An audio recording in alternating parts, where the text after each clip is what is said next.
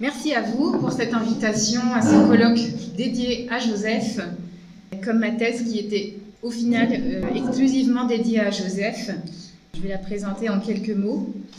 Le sujet qui a été proposé pour la conférence aujourd'hui soulève la question de l'originalité de Flavius Joseph, défi que j'ai relevé, pensant que ma thèse en effet pouvait soulever cette perspective dans le cadre d'une nouvelle recherche universitaire qui réhabilite aujourd'hui Joseph comme acteur historique, penseur et écrivain. La paternité de mon sujet de thèse fascinant revient à Bernard Coudron. En effet, les figures de grands prêtres dans l'œuvre de Flavius Joseph et les écrits intertestamentaires. Et je l'en remercie, sauf bien sûr pour les généalogies sacerdotales aussi difficiles à démêler que le problème de mathématiques à Jota Pata. Je les réserve à Étienne Naudet. Donc un sujet fascinant autour d'une figure magnétique, le grand prêtre, présent du Pentateuque et partout au Second Temple. J'attendais sans doute une coloration mystique idéale de cette effigie singulière. Or, je trouvais plutôt le contraire chez Joseph, et dans un grand nombre de textes non canoniques plutôt polémiques. Car il faut se garder de voir le grand prêtre nimbé d'un idéal de perfection et de résonance théologique dans les écrits joséphiens, dans ces portraits joséphiens de grands sacrificateurs, comme les désignait la traduction d'Arnaud d'Indigny. En réalité, Joseph s'intéresse plutôt foncièrement à des figures de dirigeants, au leadership, si je puis me permettre d'emprunter cet anglicisme, au leadership, à la question du leadership juif sacerdotal, dans son rôle d'autorité civile à travers l'histoire. Alors cette thèse, pour vous la présenter, comme elle n'est pas forcément le produit de la recherche française, cette thèse a été commencée à l'université de Memphis, dans le département de Political Science, et elle a été poursuivie à Jérusalem, où j'ai eu l'heure d'exploiter les bibliothèques de l'école biblique, où j'ai pris des cours, et de l'université hébraïque. Et j'ai aussi pu enseigner une partie de mon corpus de recherche, à mon grand bonheur, à l'Institut Polis, en immersion complète en grec. Donc j'ai pu enseigner des extraits de Joseph, de la Septante, de la lettre d'Aristée et Joseph et Athénèse. Donc c'était une belle aubaine que cette thèse. Donc ce travail se trouve à la croisée des lettres classiques, de la science politique et des études judaïques. Et le postulat qui s'y trouve n'engage que ma responsabilité. Une refondation des paradigmes du judaïsme sacerdotal dans l'œuvre de Flavius Joseph, aboutissant à l'avènement de la théocratie, du concept de théocratie. Bernard Coudron a sans doute bondi de sa chaise en lisant mes résultats. Mais je vais m'en expliquer. Alors, pour parler de l'originalité de Flavius Joseph aujourd'hui, je voulais me concentrer d'abord sur sa dernière œuvre, le Contrapion. Dans le cadre de ma thèse, j'ai étudié tous ses écrits avec intérêt, mais je vais expliquer pourquoi le dernier ouvrage retient d'abord mon attention pour le sujet. Il est vrai qu'il y a beaucoup de possibilités pour parler de l'originalité de Flavius Joseph. Il a été un acteur historique dont on connaît le parcours exceptionnel et les choix qui y ont parfois présidé. Merci pour les contributions d'hier, qui étaient fort pertinentes à mon avis. Il a dit non à la guerre, ce qui était un parti pris audacieux à son époque, parce que la gloire ne consiste pas à mourir sur un champ de bataille, et il a préféré dire oui à la vie comme le commande d'ailleurs une prescription du Deutéronome, convaincu d'avoir une mission à accomplir comme un membre de l'élite d'un peuple conscient de son histoire et de son devoir. Autre aspect de son originalité, sa paraphrase biblique évidemment s'avère souvent surprenante par ses omissions ou ses ajouts flagrants. Enfin, Joseph s'est lancé dans un projet d'écriture unique, d'une ampleur considérable, toujours parcouru par une voix singulière, à la première personne, et d'une veine rhétorique consistante qui, à l'instar de Philon, lui donne une place mémorable et unique pour la postérité, aussi bien dans le cadre du judaïsme ancien que de la littérature antique. Et enfin, autre trait important de son originalité, ses nombreuses facettes d'écrivain montrent toute son aisance, une aisance remarquable sur plusieurs registres d'écriture et auprès de plusieurs audiences. Voilà, tout cela construit une veine joséphienne très originelle. Mais pour une si courte présentation, l'innovation la plus importante est sans doute le concept de théocratie, Theokrateia, dont il est le créateur supposé. Il a introduit et développé cette idée dans le dernier ouvrage, du moins que l'on possède de lui, le Contrapion, mieux nommé d'après son titre original, sur l'Antiquité des Juifs. C'est un terme qui de fait n'apparaît pas avant dans la littérature ni juive ni grecque, et qui se trouve amplement cité dans un texte d'Eusèbe au livre 8 de la préparation évangélique, qu'il l'attribue officiellement à Joseph. Certes, l'effort de justifier les Juifs contre certaines critiques qui leur étaient adressées n'est pas original. Et Flavius Joseph puise à de nombreuses sources qui l'ont précédé et qui sont également citées conjointement dans la préparation d'Eusèbe. Aussi, la question que je poserai consiste à interroger en quoi le concept de théocratie s'avère être une innovation authentique, majeure de Flavius Joseph, et en quoi elle s'insère dans un débat à l'échelle entière de l'œuvre de Flavius Joseph et révèle l'originalité du projet joséphien. C'est l'idée que j'ai voulu défendre dans ma thèse, l'idée d'un projet joséphien qui aboutirait à cette théocratie.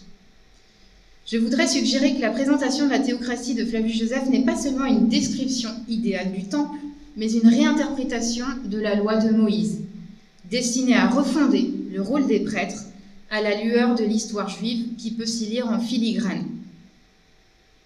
Aussi voudrais-je vous proposer une lecture du texte même, une lecture un peu suivie du texte même, on va des paragraphes 145 à 198, évidemment on ne lira pas chaque mot.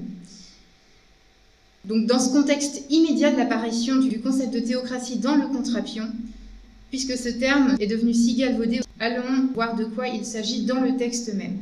Contrairement aux acceptions modernes, j'aimerais vous soumettre une schématisation de la théocratie joséphienne, non pas pyramidale, pyramide dont le grand prêtre serait le sommet omnipotent, the apex of the pyramid, comme dit Tessara Jacques, mais je vous proposerai plutôt un schéma de cercle concentrique, rappelant les degrés de sainteté centripète de la symbolique du temple, mais surtout présentant une politeia plus sûre pour les Juifs, inébranlable, bebayotaten, dit le Contrapion, comme un ordre harmonieux qui enraye le danger de la stasis, la guerre civile, qui est mentionné dans les Antiquités judaïques au livre 4 sous le terme aussi novateur, astasiastos kosmos, peut-être encore un coup de poing dans l'écriture de Flavius Joseph, en insérant des mots surprenants.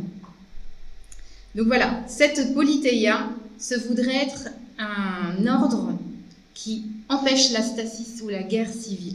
Je m'en expliquerai, si l'exposé m'en donne le temps, à travers le cheminement de l'historien dans les œuvres précédentes, car le Contrapion est précédé par les œuvres précédentes. Et je voudrais déterminer comment les problématiques propres au sacerdoce de chaque œuvre balisent une réflexion théopolitique qui aboutit à l'innovation du régime théocratique par le théoricien Joseph. Dans le Bellum, les Antiquités Evita, elle est révélée par des mots-clés d'ordre institutionnel à constitutionnel. Elle est déjà présente dans des mots qu'on pourrait appeler, en anglais, pardonnez-moi l'anglicisme, des flashing words. There are flashing words in Josephus' books. And that's where you can see his lexicon, his own lexicon. À travers ces mots qui clignotent dans le texte, c'est là qu'on peut vraiment voir l'originalité de la pensée de Flavius Joseph. Donc j'essaierai de parcourir pas seulement la théocratie dans le Contrapion, mais d'aller voir dans les œuvres précédentes les passages qui résonnent avec le Contrapion, avec la théocratie, à travers d'autres innovations lexicales de Flavius Josèphe, en résonance avec cette théocratie. Donc il y a deux temps, si possible, dans ma présentation. Tout d'abord, une lecture du passage du hapax, la théocratie dans son contexte immédiat du Contrapion. Puis j'essaierai de passer en revue la question des grands prêtres, comme je l'ai dit, dans les premiers écrits de Joseph, pour faire un pont à l'échelle entière de l'œuvre de Flavius Josèphe, parce que je pense qu'il y a vraiment une veine intertextuelle extrêmement importante pour comprendre son projet. Les textes se répondent. Voilà. Donc je vais mettre maintenant l'accent sur le vocabulaire institutionnel et constitutionnel des grands prêtres. C'est le traitement que j'ai réservé aux grands prêtres aujourd'hui. Bien sûr, il y a bien d'autres manières de traiter les grands prêtres dans l'œuvre de Joseph, notamment à travers des réseaux narratifs et stylistiques. Mais aujourd'hui, nous nous concentrerons sur le discours politique. Donc l'apparition de la théocratie. Comme vous pouvez le voir, voilà, la promulgation de la politica joséphienne. C'est mon parti pris pour la théocratie. Alors, je vous présente le plan du passage. Le passage dans lequel s'insère la théocratie est assez long. Donc tout d'abord une introduction, paragraphes 145 à 150, le législateur et ses lois pour réfuter les détracteurs. Je vous présente un plan du passage parce qu'on va prendre des sélections, mais entre ces sélections, il y a d'autres éléments qu'on analysera après. Paragraphe 151-156. Moïse est le plus ancien des législateurs et la sagesse présidant à l'établissement de sa législation dépasse celle des Grecs. 157-163. La croyance de Moïse en l'omniscience et en la bienveillance de Dieu. 164-169. La théocratie comme gouvernement et la nature de Dieu. 170-172. L'eusebeia comme vertu, la piété, l'eusebeia comme vertu suprême de la législation mosaïque. 173-178, le Shabbat comme enseignement théorique et pratique de la loi. 179-181, une seule doctrine commune sur Dieu, commune à tous les Juifs. 182-183, sur l'invention de doctrines ou de pratiques chez les peuples. 184-188, la forme gouvernementale théocratique. On va y aller directement. 189-192, le culte solennel du Dieu universel. Et enfin, 193-198, Joseph explicite davantage la fonction des prêtres. Voilà. Alors, allons-y pour le texte grec. Je vais essayer de ne pas citer tout en grec, mais j'ai tendance à lire d'abord le grec avant les traductions. Alors, la présentation interne de la politéa du législateur. Je vais vous indiquer les mots qui, à mon avis, sont ces flashing words dans la théocratie de Flavius Josèphe. Dans le paragraphe 145, donc Joseph introduit ce nouveau développement et réfute les détracteurs parmi les peuples étrangers. Boulomai syntomos, kai perites holles hemon katastaseos tu politeumatos, kai periton katameros, hosan dunatos eipein. Que dit Joseph? Il insiste sur la teneur de son propos, plutôt la forme, syntomos, brièvement, en abrégé. Mais par contre, il va parler de tes holles katastaseos, l'intégralité de la Constitution, tout en y ajoutant l'intégralité de la Constitution. Je reviendrai sur le terme katastaseos. Kai periton katameros. Et là, c'est important. Il va parler des détails. Hosan dunatos, autant que je le pourrais, dans la mesure de ma capacité. Ceux qui ont lu la Vita se souviennent que Joseph se proclamait champion des lois juives dès son enfance. Je souligne aussi ce Hosan dunatos. Que veut-il dire? Paragraphe 150. Dans cette introduction, Flavius Josèphe prétend. Ces éclaircissements leur interdiront, je pense, de prétendre, c'est-à-dire les détracteurs, ou que nous n'avons pas ces lois, dont je vais citer les principales, parathesomaitus kephalaio de status, encore une fois l'idée d'abrégé, ou que nous ne sommes pas parmi tous les peuples le plus attachés à ces lois. Voilà. Et donc Joseph ici insiste bien sur ce erchomentus nomus, qui revient d'ailleurs dans le passage, et ce emen tois autos nomos. Les Juifs ont ces lois qu'il va décrire et les suivent. Ce sont leurs lois. Voilà. Et c'est dit plusieurs fois dans le passage. Dans le paragraphe 163, Joseph s'approche de la théocratie, introduit la théocratie comme gouvernement en parallèle de la question de la nature de Dieu. Alors, tis den homalista katolthos astus nomus kaites dikaiotates peritheu pisteos epituron Palestine ex auton catanoein ton nomon antiparabalontas, edegar perituton lecteon. Mais qui institua les meilleures lois et qui trouva les prescriptions les plus justes sur la religion? On peut le savoir par comparaison des lois elles-mêmes, et voici le moment d'en parler. Je laisse ce passage, mais j'y reviendrai.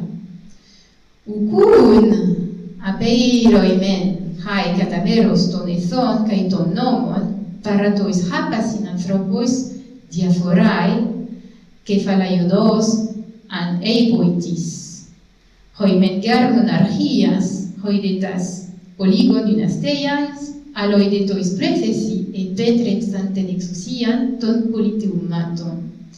Ici, Joseph introduit le fameux débat sur les constitutions, les trois types de gouvernement. Infinies sont les différences particulières des mœurs et des lois entre les hommes, mais on peut les résumer ainsi. Les uns ont confié à des monarchies, d'autres à des oligarchies, d'autres encore au peuple le pouvoir politique. Ce topos de la philosophie grecque apparaît très tôt et figure dans beaucoup de textes, de Hérodote à Platon. Évidemment, il a été complété par Aristote et les penseurs politiques suivants. Et ici, Joseph reste à la catégorie des trois, triamere, donc monarchie, oligarchie et démocratie. Vous remarquerez qu'il ne les cite pas comme tels. Il aurait pu utiliser un mot simple pour les citer. Il ne parle que de monarchie en termes simples. Voilà, donc les différentes formes de gouvernement auxquelles les peuples se confient.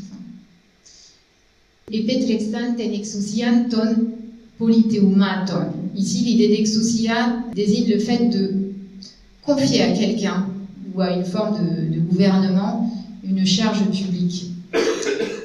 Alors, j'en viens par contre au mot, au flashing word de notre passage aujourd'hui. Hode hemeteros nomothetes, eismentuton udhotiun apeiden, hosnantiseipoi biasamenos ton logon, theokratian apedeixetopoliteuma, theoten archen kaitokratos anatheis. Notre législateur n'a arrêté ses regards sur aucun de ses gouvernements. Il a, si on peut faire cette violence à la langue, biasamenos ton logon, il a proclamé la théocratie comme gouvernement, plaçant en Dieu le pouvoir et la force. Alors, je commente très brièvement la théocratie. Elle s'insère dans le discours sur les différents types de régimes balisés par la philosophie grecque. Et ce mot qui apparaît pour la première fois dans la littérature grecque, autant qu'on le sache, ici est donc un composé normal de la langue grecque. Vous avez la composante theos et kratia, qui désigne en effet le pouvoir, to kratos, qui revient à Dieu, ainsi que son arché. On peut traduire par pouvoir ou souveraineté suprême. Ici, Flavius Joseph parle en termes très concrets. Et c'est important pour notre propos sur la Constitution chez Flavius Joseph. Il parle de théocratie comme un politeuma. Or, jusqu'à présent, dans ses écrits, il parlait plutôt de constitution au sens large, à savoir de politeia. Et le mot politeuma, depuis surtout Aristote, depuis le IVe siècle, s'est différencié de la politeia en tant que régime, en tant que gouvernement.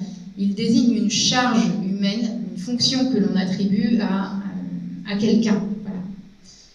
Donc ici, Joseph, il a déjà utilisé dans les livres précédents parfois le terme politeuma, mais j'insiste sur l'idée qu'il parle de forme de gouvernement. Le suffixe ma en grec désigne quelque chose de concret, politeuma. Donc, apede to politeuma theo tenarchen kaitokratos anatheis.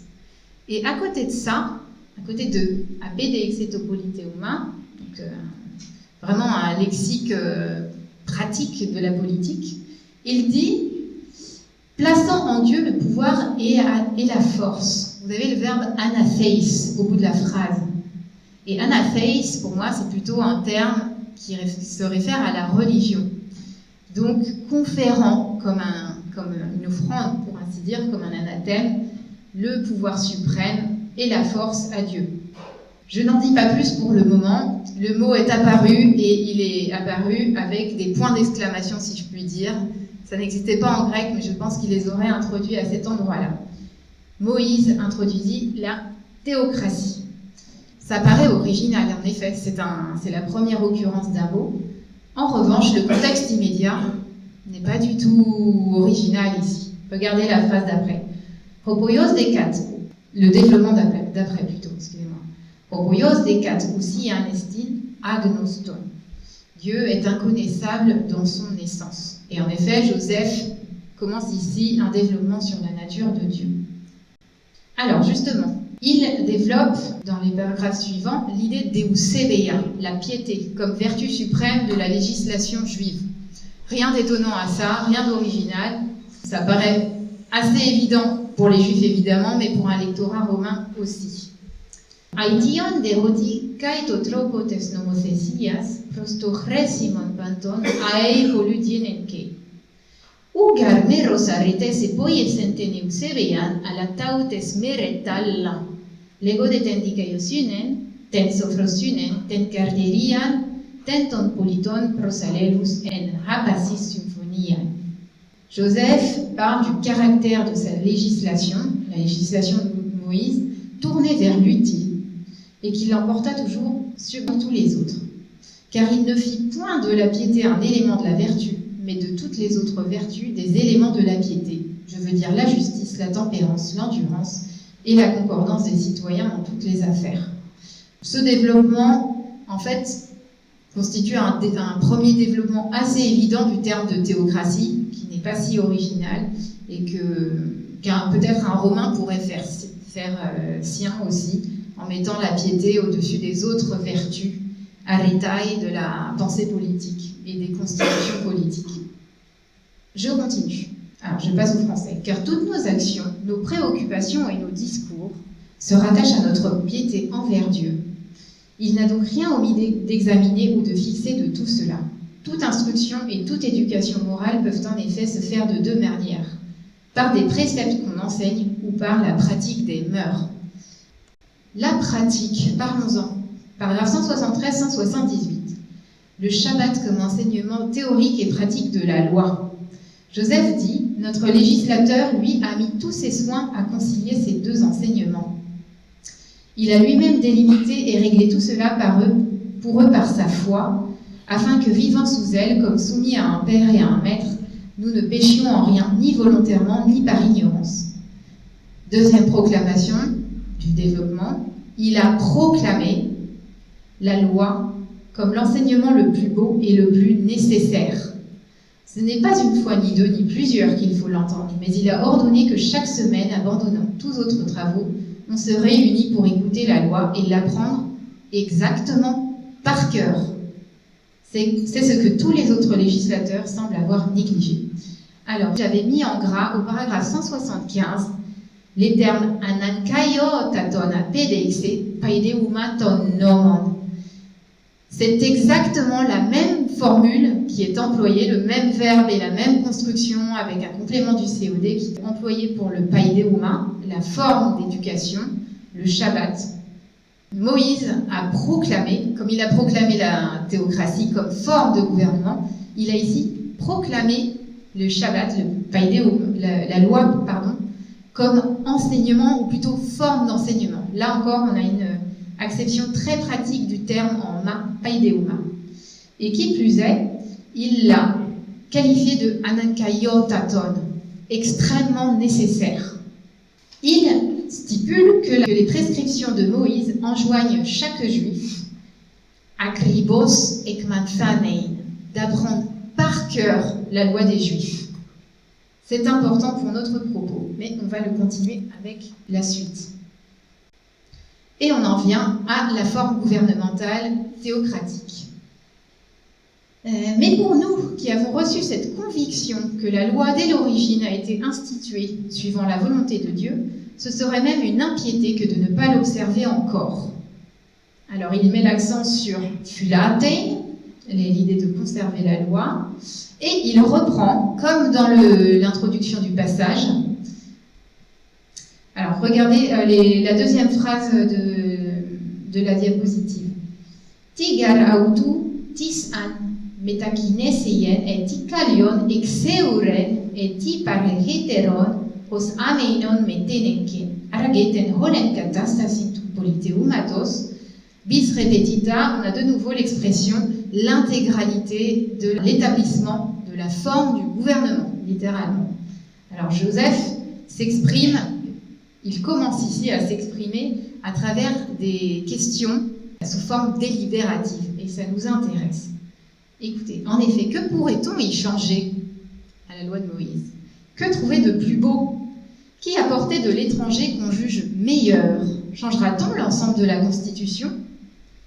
Mais peut-il y en avoir de plus belle et de plus juste que celle qui attribue à Dieu le gouvernement de tout l'État, qui charge les prêtres d'administrer au nom de tous les affaires les plus importantes et confie au grand prêtre à son tour la direction des autres prêtres? Ici, on rentre dans les détails, comme je vous disais.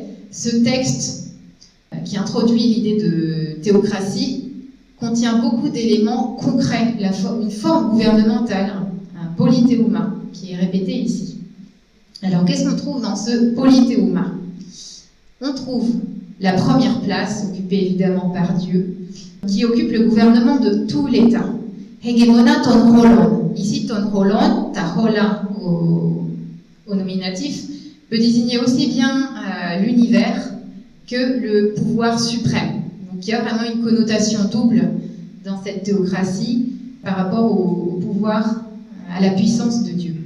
Donc la première place attribuée à Dieu, c'est sur un plan supraterrestre qu'elle se place, on s'en doute bien. Mais par contre, le second niveau, toisiereu si de koine menta megistadioikein epitrepuses. Alors, quelle forme de gouvernement plus juste que celle qui charge les prêtres d'administrer au nom de tous les affaires les plus importantes? Voilà, donc le terme dioikein signifie vraiment administrer, eta megista, les affaires de l'État, les affaires les plus importantes. Et nous avons le terme toisiere aussi koine. Koine, c'est-à-dire, il revient aux prêtres d'administrer les choses les plus importantes en commun. Et j'insiste sur ça. Parce qu'après, on a le tode panton archierei palinau pepisteukuias tenton alon hiereon hegemonia. Le grand prêtre, lui, se retrouve à la 3e place. Et à son tour, et au contraire, on lui confie la direction de quoi? De l'État. Ton panton alon hiereon hegemonia. Donc le grand prêtre apparaît clairement comme à la tête des prêtres. Ça ne veut pas dire qu'il est à la tête de l'État. Ta megista, ta chola. Et c'est important à l'échelle entière de Flavius Joseph. En effet, que dit Flavius Joseph sur la fonction des prêtres? Et ces hommes, ce n'est point la supériorité de la richesse ou d'autres avantages accidentels qui les a fait placer dès l'origine par le législateur dans cette charge honorable, mais tout ce qui, avec lui, l'emportait sur les autres par l'éloquence et la sagesse. Il les chargea de célébrer principalement le culte divin. Or, ce culte, c'est aussi la surveillance rigoureuse de la loi et des autres occupations.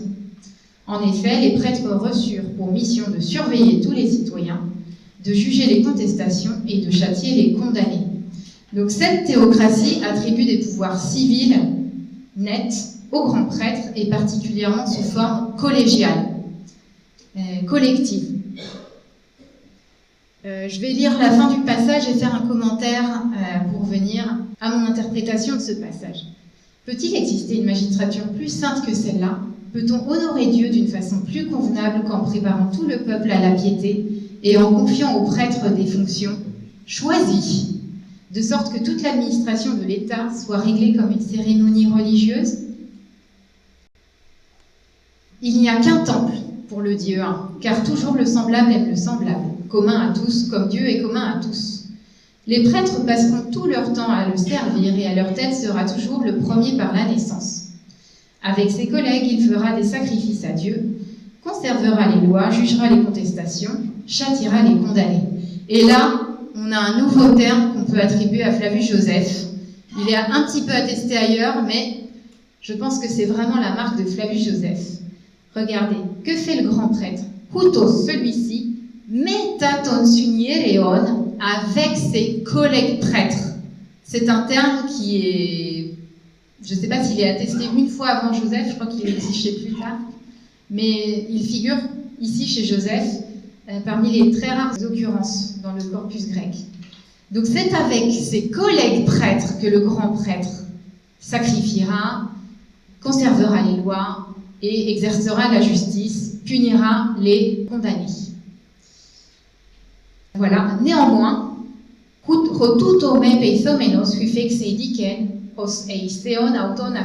néanmoins, le grand prêtre conserve quand même un statut honorifique extrêmement important dans cette théocratie. Si quelqu'un lui désobéit, il sera puni comme d'une impiété à l'égard de Dieu même. Et j'insiste sur la fin, nos sacrifices n'ont pas pour but de nous enivrer, car Dieu déteste ces pratiques, mais de nous rendre sages. Dans les sacrifices, nous devons prier d'abord pour le salut commun, ensuite pour nous-mêmes. Et là, je pense que c'est vraiment un motto chez Flavius Joseph qui pourrait passer inaperçu, car nous sommes nés pour la communauté. Epigar koinonia gegon amen. Et celui qui la préfère à son propre intérêt sera le plus agréable à Dieu. Je vais montrer le graphique que je voulais vous montrer à la fin. Voilà. Malheureusement, je n'ai pas pu tout décortiquer de cette introduction de termes très techniques, enfin de termes assez pratiques dans la théocratie idéale de Flavius Joseph dans le Contrapion. Mais je pense qu'ici, Flavius Joseph ne décrit non pas la constitution de Moïse, mais sa propre constitution. La constitution qu'il aurait voulu léguer au peuple juif et qui n'est non pas pyramidale, étant donné les nombreux désordres causés par la grande prêtrise au niveau historique dans l'intégralité de ses écrits. Il y a des résonances intertextuelles très précises dans beaucoup de passages de la théocratie avec la guerre des Juifs ou les antiquités judaïques. Mais je pense que ce que Joseph voulait laisser au peuple juif, pour ainsi dire comme take-home message, c'est l'idée d'une politeia concentrique et non pas pyramidale. Donc c'est une politeia qui remet le grand prêtre au centre de la constitution juive, mais entourée par des contre-pouvoirs. On a tout d'abord un cercle suprême universel du pouvoir de Dieu, mais regardez, vous avez avant tout le démos qui détient aussi la loi par le Shabbat et cette forme de paideuma. Il devient une partie constituante de la nouvelle constitution juive. Puis vous avez les suniereis à travers ce nouveau terme qui apparaît chez Joseph. Donc il met vraiment l'accent sur une collégialité. La constitution des Juifs devrait être une collégialité de grands prêtres refondée sur un principe de vertu. Ça fait aussi partie du passage, mais je ne peux pas vous lire le passage ayant dépassé le temps. Et au centre, vous avez l'archiereus. Il garde une place honorifique, mais en dehors de la pleine puissance, de la toute-puissance dans le pouvoir politique. Et vous avez ces nomoi qui infusent tous les niveaux de la théocratie juive. Voilà, donc un paideuma, un politeuma et une forme de paideia vertueuse pour la théocratie des Juifs comme système idéal légué par Flavius Joseph, pas seulement à ses électorats romains pour promouvoir l'apologie de son peuple, mais je pense surtout à destination des Juifs pour comprendre les erreurs liées aux défauts de définition politique constitutionnelle des Juifs à travers l'histoire, surtout l'histoire hellénistique et romaine. Voilà, et la pyramide que j'ai mise en dessous, ça correspondrait plutôt au culte. Là, oui, le grand prêtre est hégémone, sous le hégémone suprême, Théos Autos, le dieu lui-même. Je vous remercie et je m'excuse d'avoir dépassé pour cette présentation sur la théocratie. Et j'écouterai avec plaisir vos questions.